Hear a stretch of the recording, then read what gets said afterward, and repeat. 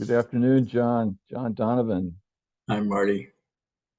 John Donovan in San Diego, Oceanside, California. Marty Keller here in Sacramento. Your West Coast intentional living guys. Yeah. First podcast of March. Welcome to March. Mhm. And where's the year gone already? Yes, it's like 24 and well into it. Um, I mean, we already have buds coming out on the branches of the trees outside my place, and mhm. spring is in the air already. Yeah. And we're what, 2 weeks away from the official beginning of spring. So hmm Yeah. my allergies are already kicking up, so it's There you getting to go. be official. My favorite time of the year is fall. Yeah, fall. I grew up in the Midwest, and fall is very spectacular there. Yeah. I mean, it's nice here too. Don't get me wrong, but there, there's something in the water or the atmosphere that makes the leaves when they turn colors much more vivid than they are here on the West Coast. Yeah. Yeah. I just had a trip this last fall to the East Coast. Right. And that's exactly why I went there, is to see the colors and the Yeah, because you got all climate. up to Maine, if I remember rightly. I did. Yeah. I got as far as Bar Harbor, um, and had the, proverbial lobster, and it was nice. Lobster and red and yellow brown leaves. Yep. Yeah. Stunning. It was, the whole trip was great. Yeah. Yeah. So I got a couple things on my mind that I'd like to offer to get us rolling here, unless you have something you'd like to kick us off Mhm. with. Go ahead. Um, I want to talk about just a little bit today about the limits of intentional living.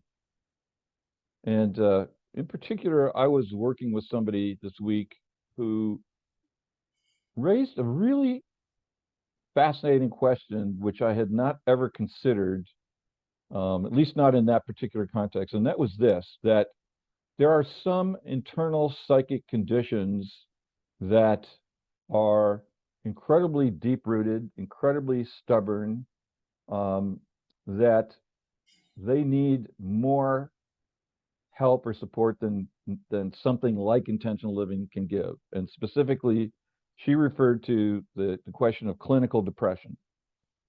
hmm And she asked me to read a book by the American author William Styron, who wrote Sophie's Choice and Confessions of Nat Turner.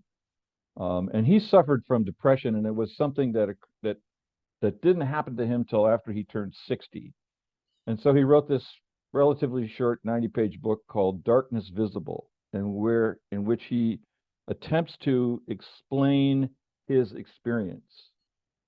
And he says, he basically said that the the feeling state that he found himself in, that's labeled depression, and he didn't like the word depression. He thought that Right.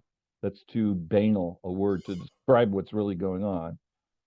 Is it's painful, and yet it's not exactly physical pain, but Right. it has the impact of physical pain.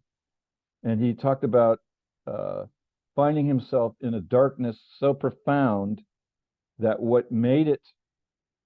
part of what made it so horrible was the um, despair that there would ever be anything besides this darkness.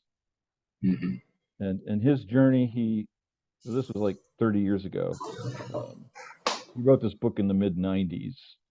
Um, he found a psychiatrist who prescribed him a psychotropic drug that turned out to be a poor choice for him. And another doctor later on said, "What? You're taking this drug? You shouldn't be. That's insane." Right. Um, but his point was not that that doctor had done something bad, but that the state of understanding was still so tentative and new that there wasn't easy for medicine to put its arms around this condition, and particularly the point he tried to make in this book is that if you don't have this experience, it's difficult for you to be compassionate and to wrap your arms around it. And so I just, I've shared this with several people since I finished the book, and most people that I work with do not suffer from this kind of depressive feeling, but I do have a couple people who have basically reported inner painful symptoms that don't seem to get alleviated. And some of these people I've worked with for years, and it's not the order of magnitude that Styron reports in his book, but there's a stubbornness of their internal suffering that setting intentions and affirming a different want doesn't seem to move things. So I wanted to just throw that out there and get your thoughts. See if we can have a conversation about the value of the tool that we have here and possibly its limits.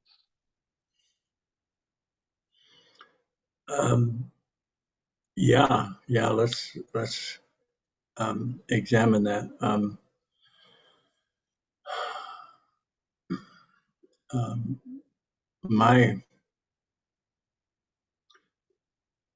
My use of this tool has enabled me to be aware of the depth of the trauma or the response. When I wake up, it's not as frequent as it used to be. Right. I wake up with this feeling of dread, and it's familiar, and I know that it comes from family of origin dysfunction, childhood trauma, and yet it persists in varying amounts. And my capacity to move through that to what I call lucid or proaction, carrying it with me. The amount of episodes or episodic events are fewer and further between, and yet it's still there.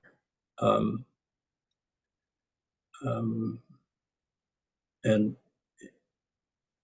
this intentional living accountability tree is definitely limited. It's a tool that works really well for me and for the people that I explain it to and help through the practice. And there's more. I'm thinking, well, my experiences told me from the first time I wrote accountability up on the board and how that grew into what I now call the tree, is continuing to expand. It's continuing to grow along with my experience of how this tool, accountability, blame-free, judgment-free, and setting an intent in that feeling place, in that feeling tone place of awareness of truth, moves me to what's coming next. I see this as a tool to empower people to, I'm going to say, start the real journey. I don't know, that's not true. Start a journey or a different journey than if they hadn't had this tool and that subconscious was still there unbeknownst to them, and they were fighting something that was now a phantom that they use their rational mind to kind of figure out. Like an example of this was I continue to find myself in a pattern of behavior that I didn't want. So the conclusion came, because I didn't know about the depth of the trauma causing the behavior, um, that I had to like find a reason, and that usually came with some criticism of self, or judgment of self, or blame of self, or blame of others, or situation or circumstance, or the government, or the garbage guy making all these things, which had nothing to do with where I found myself. So, and before the podcast, we were talking about, um, the feeling state I find myself in, with the possibility of this podcast expanding to create more exposure for us, and what that's bringing to me is concern. People at work ask me, how am I doing? And I usually say, well, which I am. Well, to me means I'm right where I'm at that moment. And it could be concern, it could be elation, or feeling bright, or whatever the feeling may be, adequate, confident. And this morning, somebody, how are you feeling, John, or what's going on? I said, well, I find myself in a dip, and I don't want to call it depression, but it's not my normal center point. And then I said, I'm paying attention to it. So the accountability tree, intentional living, has given me the ability to pay attention to where I'm at, noticing it instead of judging it or trying to get rid of it. And it's wherever I'm at is offering me information. It's like my goal when I first started my recovery was to be okay all the time, just everything cool. Well, my experience of life is that there are periods of cool, okay times, and there's periods of concern, there's periods of conflict, there's periods of dip, what I call this dip, where I don't find myself motivated or apprehensive, and I pay attention to it. So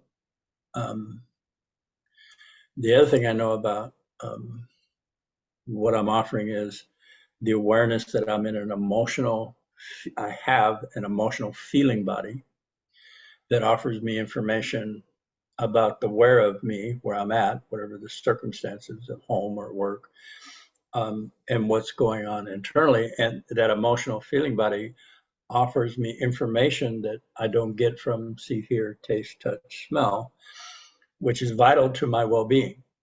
Um, um, so I see the intentional living getting people aware of their emotional body, and in the present moment. And then the dilemma, there's the dilemma, there it is, I'm in it. And I have the wherewithal to move through it with grace. And I'm not talking about getting it right or being good all the time, or just available to what's going on around me. And I've talked about seeing the emotional feeling body as a portal to what I talk about, imagination, inspiration, intuition, which is actually the emotional part of me. And I can use the analogy of heart center, emotional feeling body, heart center. I'm looking for a word. It's not in alignment. There's another word I'm looking for, but in alignment with my rational mind. So my rational mind is now in service to what's going on as a whole through my connection to my emotional feeling body. Coherence. Coherence is a word. So there's a coherence between feeling where I'm at when I'm there, open to what's happening around me, beyond see, hear, taste, touch, smell. And I find myself um, um, connecting to people in different non-traditional ways. It's like I went into an office where two of my coworkers, and I said, I just want you guys to know that you rock. and they got big. I mean, this is just some spontaneous, I don't even want to say off the wall, but something that affirms them and affirms me and our relationship. And um, so, so, um, and there's things that I haven't given up. It's like some people come to the group and they'll struggle and struggle and struggle, and also it's okay. It's okay. Maybe that struggle is part of that thing I don't know about, that big picture thing I don't know about. I know my struggle from birth to 40 when I got sober.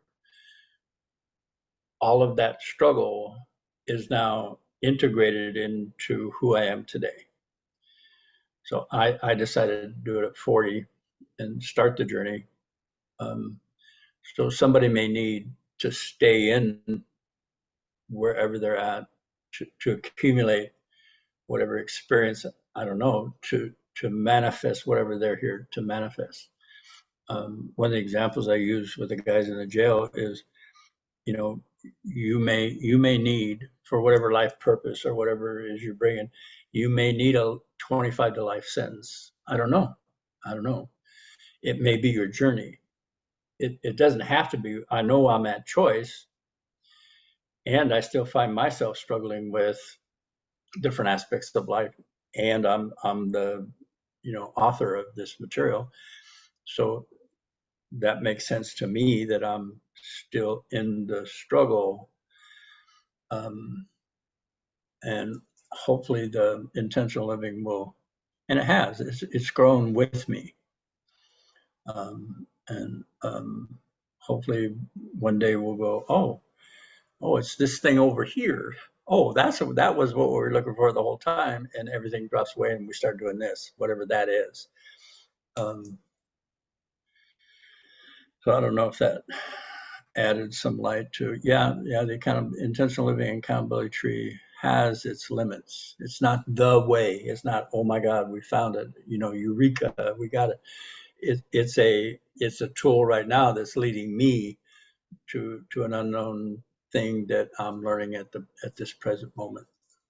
Learning to express, learning to feel, learning to be, coming to a different state of being, a higher frequency of compassion or love or um, non-interference. That's like the I don't know what, I think it's Buddhist, non-interference and Non-attachment. non-attachment. Nothing's wrong. When I hear you say nothing's wrong, okay, all right, well, wait a minute. What about these 5 different things over here, and the people over there that are like jumping over each other? Okay, nothing's wrong. How do I like see that as truth? Nothing's wrong. So I don't know if that helped or Well, let me unpack a couple things and let's okay. go deeper. Not that we aren't already deep right now, but there's two things that the accountability practice, two radical learnings that the accountability practice gave me that I had been circling around for most of my life before that, had intimations of the possibility of these facts, but I didn't have them starkly and baldly the way I got them from you. Right. One is to fully give honor to the subconscious. Mm. I had no, I just had no appreciation for the depth of the subconscious. And so I've told the story before in the podcast. I'm part of the unity movement, and the unity we were taught to affirm the good that we want to have and deny the difficulty that we think we have. Mm-hmm. And so I found myself affirming a prosperity, and I would find myself deeper and deeper in debt. And the only conclusion I could come up with until I met you and learned the practice was I'm not doing this hard enough. I'm not affirming this loudly enough, or I'm not affirming this with enough emphasis. I don't know. I'm doing something wrong. And then I came to accountability practice, and the aha that I had was, no, wait a minute. There's 90% of my mind is below my conscious level, and what if that 90% is affirming deficit? What if that 90% is affirming um, being in debt is a good thing, even though the 10% is going, I am prosperous? What if the 90% is going, no, you're not? Mm-hmm. Mm-hmm. Mm-hmm. It's like that just opened up everything for me. That was like a radical shift in my experience of myself and my world. And then second to that is the one that you just ended with, which is, what if there's nothing wrong in the fact that I didn't see that before? What if Right. what if what if I can own unquote unpleasant truths about myself without blame or judgment? What if they're just facts? What if instead of their calling them character defects, I can call them characteristics? And those two things alone helped generate a shift that continues to operate today. So I think that the first point I would make is that uh, the accountability practice takes things that already existed and just gave them a little more focus or a little more emphasis or a little more clarity.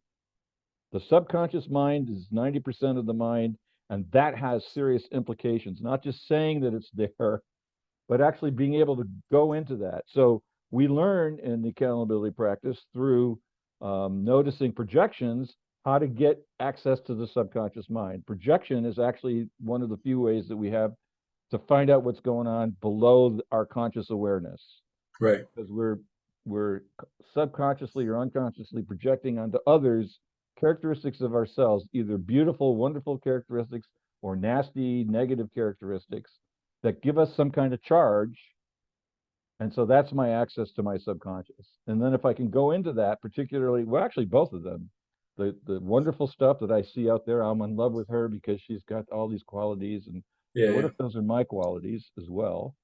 Mm-hmm. Or that guy's an asshole. Oh, what if I'm an asshole? Be able to own those things without blame or judgment then gives me access to what do I want. It gives me access to completing the accountability practice. So Right. those two things really made a difference. So I want to just say that I raise this question of depression and other um, dynamics that are part of our humanity that may need more help than the accountability practice can offer. And the accountability practice has value for, I would say, the vast majority of humans, that because of the awareness, because it opens up, it facilitates knowing stuff about ourselves that we otherwise couldn't see. And then that could give me a different relationship with my depression. That could give me a different relationship with things that feel stubborn. And because I had that experience, as you know, I came to a point about 5, 6 years ago where I realized that there's something stuck in my psyche. And Mm-hmm. I went and found a childhood trauma healing therapist, and I went to work with her, and she helped kind of just pull what was stuck out. Yeah.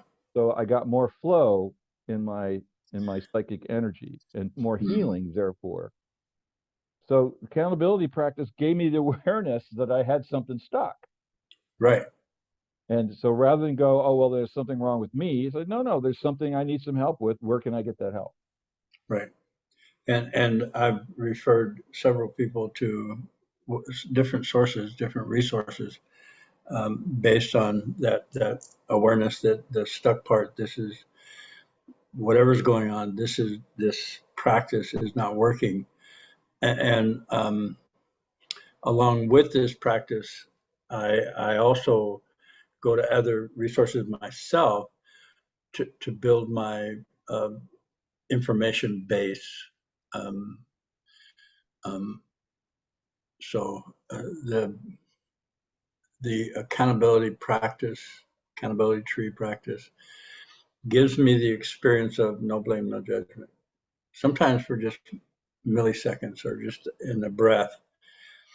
And then that becomes part of my experience that is relegated to either conscious or mostly subconscious, and is now manifesting in this moment. I've 36 years of recovery, 26 years of doing the accountability practice. And what I know now is that what's manifesting here is still coming from that 9/10, 1/10 consciousness.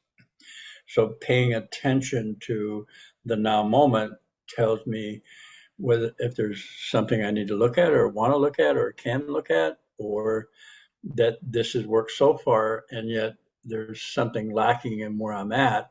Maybe my intent or my idea of what this intent was isn't what I thought it was. So I do the practice again. It is my contention, my observation of self. So I'm going to assume that that's true for other people. It may or may not be. That in any given moment, we are motivated by 9/10 subconscious information. And saying the truth of where I'm at gives me access to what's in there that's hidden, hidden from my awareness, um, and the availability to move through to whatever's coming next. And the dilemmas I'm facing now have more depth and breadth, and the awareness of the urgency for me to show up and stay present is like, I'm aware of that. So um, so what do I want now? So my question, where do I want to go from here? Knowing exactly where I'm at based on results, based on where I find myself. One of the reasons I wanted to raise this um, topic is sometimes because of the way our childhood trauma still operates in us after 36 years or with 26 years, whatever it is, um, it can be easy to get discouraged because whether we have other challenges like chronic depression or other psychological uh, uh, issues that need more help than something like accountability practice can offer. Mm-hmm. Um, we we're often stuck in our own self-critical mind that we will fall back on when there's lack of progress or we deem there's lack of progress. We're gonna too often fall back on there's something wrong with me, Right. and which is in fact letting the little kid defense mechanism, family of origin dysfunction, body chemistry back in charge, Right. however briefly. No blame, no judgment. That's I think we all go through that.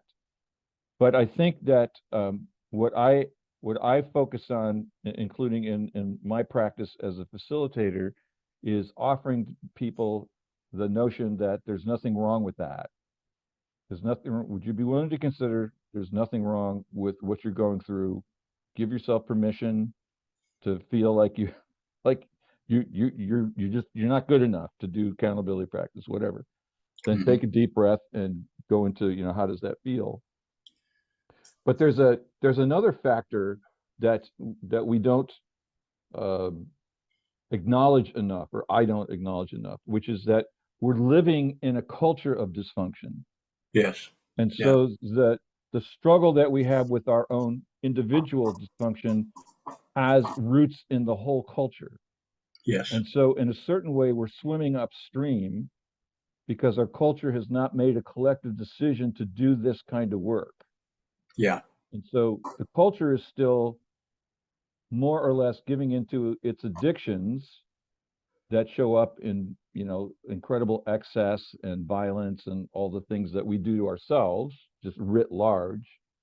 And so part of the challenge that we have is that we are attempting essentially escape velocity from the gravity of our culture into a different orbit. And it's hard. It's Yeah. objectively difficult. Yes. And And, and very few yeah. people who undertake this really make it. That's why stories of people like Jesus or the Buddha are so inspiring, because they made it. Mm-hmm. Something happened and they were able to move into an entirely different orbit, a different understanding of the same things that we all see in front of us. They now saw something through that Right. that had some radically more powerful and compelling appreciation for being, Yeah. that they called God or nirvana in the case of the Buddha or whatever. Right. And that's Mm-hmm. so it's tough. This I am utterly uh, uh, blown away by the courage of people who do this work, Yeah. Me too. because regardless of what childhood trauma experience they had, it takes guts to say, you know what, I'm not going to live this way anymore. I'm just not going to. And it's just the same way with people who tell me if I'm wrong, but seems to me it's the same way with people who choose to be sober. I mean, they may fall off the wagon and take a drink or take a hit or whatever, but the fact that they say I'm I'm I'm starting all over again, Right. that's the power. Yeah. It isn't the mistake or the falling. No, it's the getting back onto the program. Right. I Right. have a I have somebody that I work with who had a slip up, and he said, and he was 32 years sober, and he said, I'm start I got I'm now I've got a week sobriety. Right. And I'm going, well, that's all that matters. Yeah. It doesn't matter what the number was. What only matters is today. Exactly. In this now moment. And so Yeah. this is just all in service of um, finding a way, commit ourselves to giving ourselves a break as we do this work, because there really are a lot of obstacles to it that we have no direct control over. Yes. And the race consciousness or the evolution, our evolutionary process is part of that. Yeah, Um, I have an intent to live my purpose this lifetime 100%, whatever that is, and I can't claim to know what it is. I know where I'm at right now in this conversation with you about giving this information to as many people as possible in the shortest amount of time. And whatever it is I need to learn or grow or move through or not, I'm willing to do that. right. Um, um, and then one of the exercises I did a long time ago in a workshop is, what do you want? And they put us in dyads, and one person asked the other person, what do you want? And then, I want to be happy. And they kept asking, what do you want? What do you want? Until you got to whatever just dissolved everything. And mine was to be of service. As soon as I said, and it took me about 20 minutes to get to this guy, and I was saying all kinds of things. The guy said, what do you want? What do you want? And he get closer and closer to me. And when I heard myself say that, when he heard me say that, that was it. We were at the core, or it is my intent to be of service. That's what I want. I want to be of service. So, um, um, that was a breakthrough, which led to, that was way before putting together the material, which is an integral part of the material about what I want. And that's one of my um, marquee saying, what do you want that you don't have? What do you want? Let's start talking. And the conversation shifts from what I don't want to what I do want. And that in itself can create miracles. I think that the source of all the miracles is opening ourselves up. To speak for myself, but see what you think. It's opening ourselves up to unconditional love. Mm-hmm. finding that source of unconditional love inside ourselves. So when we're being raised as little children, infants, children, even into adolescence, we come to believe that all sources of love are outside of us. Yeah. And if we have a challenge with it, we get abused, traumatized in any kind of way by the people that we are depending on. Attachment theory we've attached to using John Bowlby's research. Mm-hmm. Um, we're not aware that ultimately we have the power to generate that sense of unconditional love. Right. And so another way to conceptualize this journey that we're on is I'm learning to love myself unconditionally. I'm learning to recognize that I'm the source of all my love experiences, that seeking it out there outside of myself without seeking it first inside myself is just not going to get me there. It's not doesn't work that way, even though to all appearances it does. Yeah. It's like Santa Claus is outside of me. Yeah. Yeah. But it all starts with learning to, and how many people say this in a meeting, I intend to accept myself just the way I am. That's an Mm-hmm. act of love. Yes. That's an act of unconditional love. Means Yeah. I've no condition. I accept myself the way I am. Mm-hmm. I may consider myself screwed up. I may consider myself uh, uh, weak. I may consider myself hopelessly incompetent, whatever. But when I accept myself that way, I've stepped into a different experience of unconditional love. Yeah. Or when you came up with that term, I give myself permission. I give myself permission to take that drink. I give myself permission to eat that donut. I'll never Right. forget when it was eat the donut. Um, it's an act of love. Yes. It's another way to accept myself the way I am right now. Mm-hmm. And so for me, that may be the third miracle of this work. The first was learning to access the subconscious. The second was nothing's wrong, no blame, no judgment. Then the third one, then it leads out of all of that is I accept myself just the way I am. And once we do that, we then gravitate toward not mere acceptance, although that's powerful in and of itself, Yeah. but then we start enjoying ourselves. Yeah. We start finding delight in ourselves. We see ourselves as a gift. It's not just I accept myself, but what I start to accept myself for the wonderful things that I can do, the wonderful qualities that I have, not just accepting the things that I used to judge as bad, character Right. bad. Right. Yeah.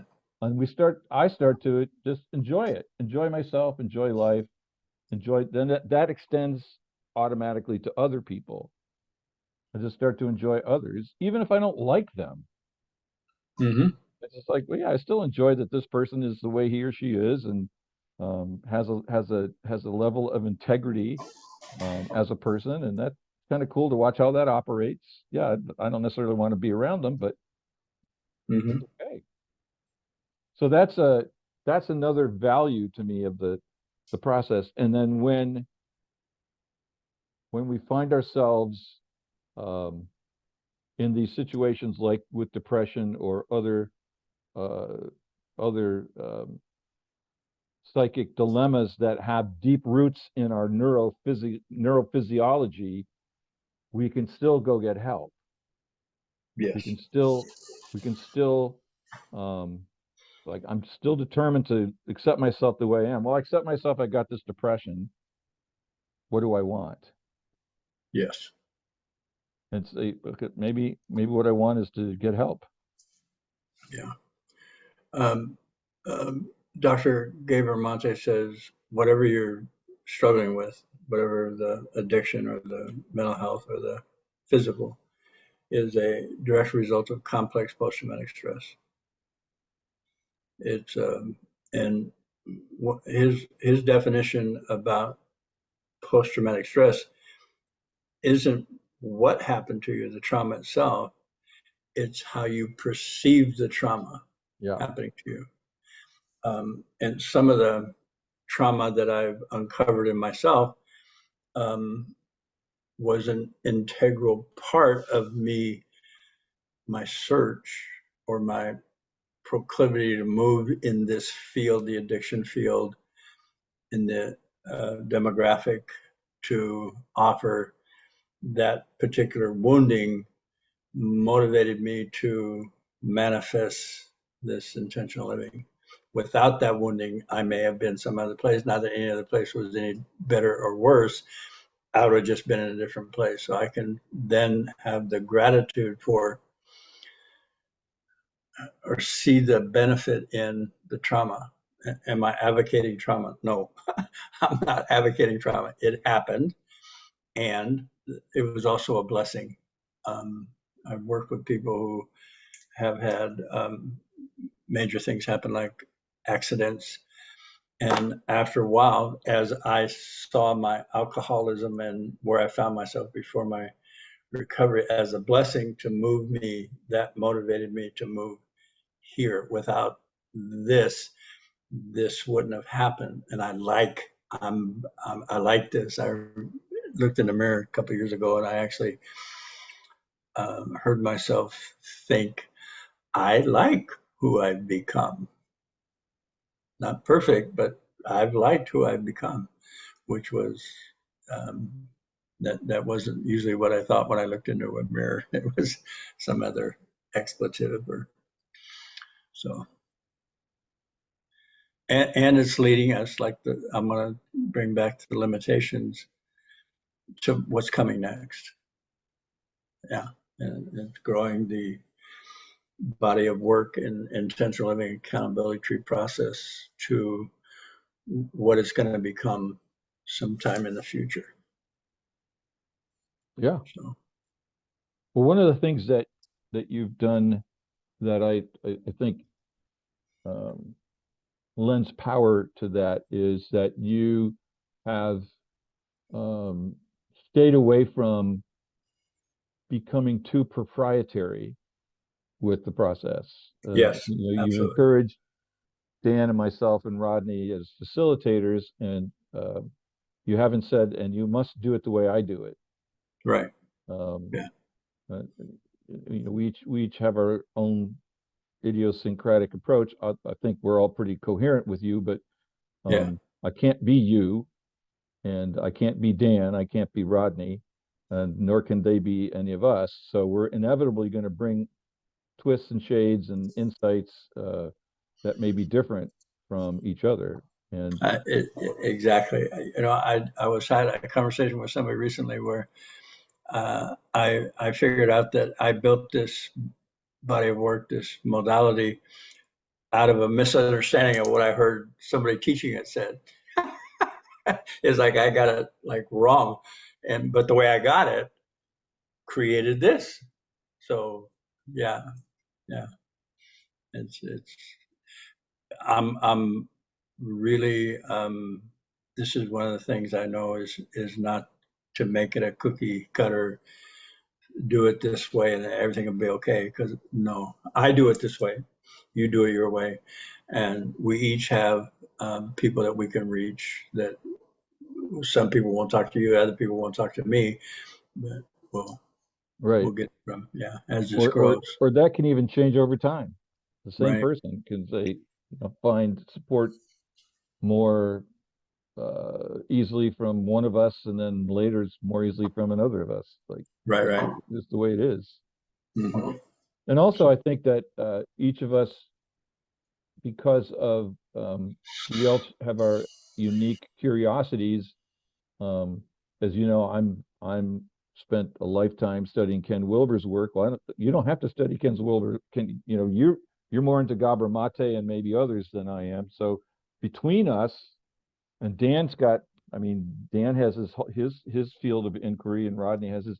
So between us, we have this information we can share Right. with each other. So it's like I don't have to know everything Gabor Mate says in order to get the gist from you of what Right. you find to be most compelling or most insightful or radical new idea that you go, oh, I didn't think of it. Like last time in the podcast when we had Dan on, and he had that idea of going to the source of the river, Right. And it's like, he came up with that, Right. and Great analogy. Yeah. and then we find value in it. It's like, yeah, Yeah. Yeah. His analogy was he's at the Delta trying to clean up all the mess. And it's like, right, I had this picture of somebody with their head cut off, trying to fix things. And I can't, yeah. And instead of doing that, go up to okay, what was the cause? What was the primary at the headwaters? And then right, address that, and the Delta changes all by itself. exactly, Yeah. He also said, he used another analogy about the Rosetta Stone. right, Um, and I got that the accountability tree process in that speaking the truth, which is starts with character defect, like I'm alcoholic or I'm mean to the point of cruelty, it's the Rosetta Stone to interpret preverbal, nonverbal frequencies that does not have words and yet still is jam packed with information. And I get to glean the information through the Rosetta Stone of my truth, no blame, no judgment, blame free, judgment free, breath, feeling. Oh, and then that's what I mean by breaking into the imagination, inspiration, intuition, where something comes through me to me. And I find myself saying this: I intend to be kind. I intend to love myself just the way I am. It's like, whoa.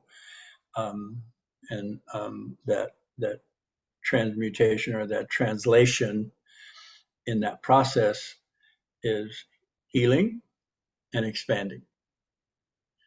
I intend to be kind, which is now a command to the same mechanism that caused the meanness to produce that for me.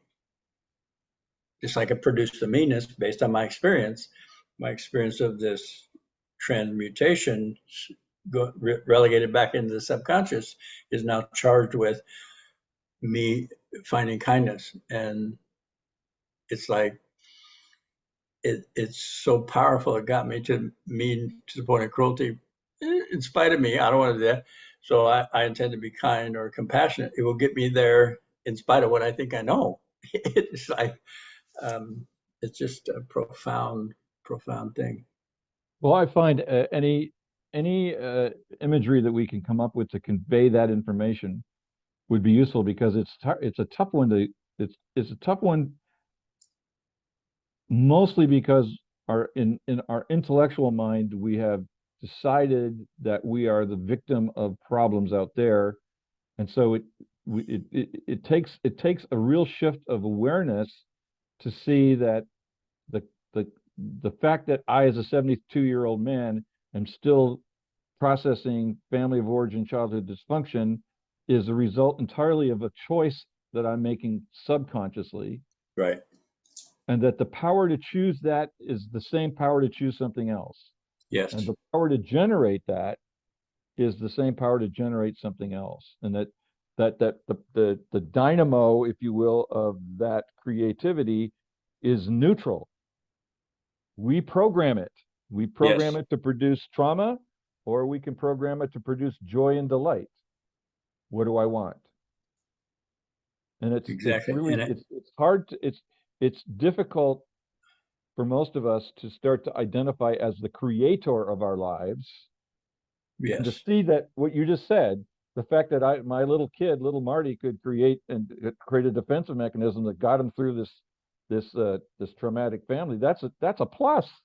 Yeah. That's a Yeah. victory. That's something that then can be applied to everything in my life. Not Yes. it just because it happened in the subconscious part of my life, pre-verbal and all that stuff, doesn't mean that the foundational um, dynamic isn't the basic opportunity here.